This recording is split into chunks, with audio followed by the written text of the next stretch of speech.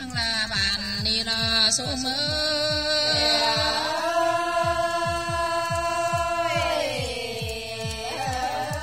ăn ba tuần tên làng xã hội ăn rào mình tè là số mơ hay nì liền phá tiếng tí thằng tướng tên này khẩu nì là số mơ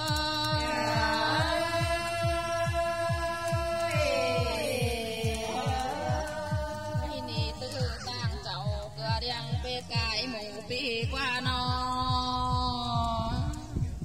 mỹ lại còn tươm phải hàng mỹ đi là cơn ế nó là ơi hòa có như người ơi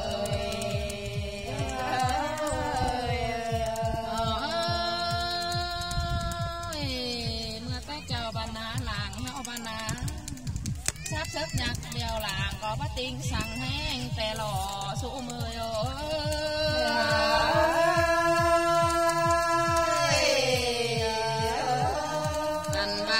phanh mương ba tình tà gian sư khôm khổ sang đò số mơ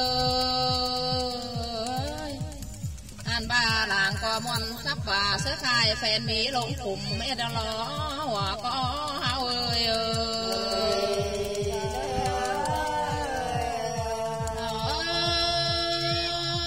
nhá mưa bàn làng bàn ná chung phèn đơn khói cùng kéo chân heo thầm đi đò số mơ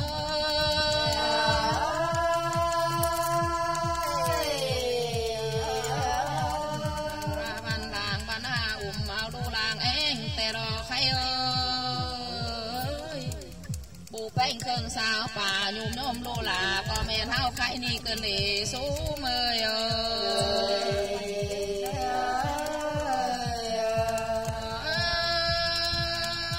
làng có tùng phúc phà sao nưa hờ on non luôn cơn lệ chẳng ba cùng thu làng sợ nam bỏ cơn lệ số 10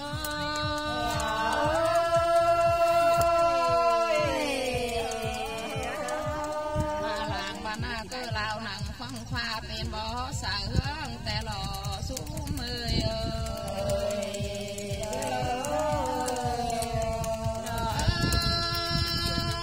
khai đi bàn thao cò mà hoạt nặng phiền cam ót tiền thế đấy nó là số 10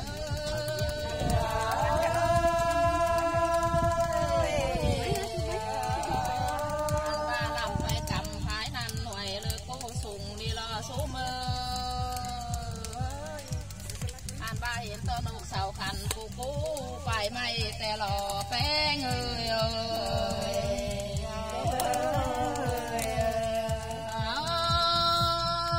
má phượng đi bạn để phải cầm phát buôn nà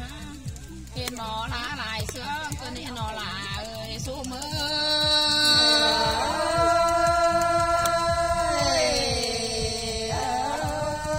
ba hiện tè nà trẻ thuốc phở nhọt con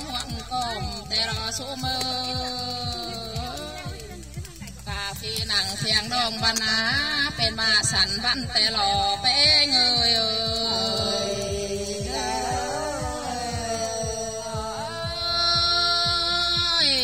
bỏ đường sang kem càn tè lò an bà bỏ chú chèn hòm hầu nữa hòm hương mương sáng hao là qua nó là ơi phiền cắm là qua số mơ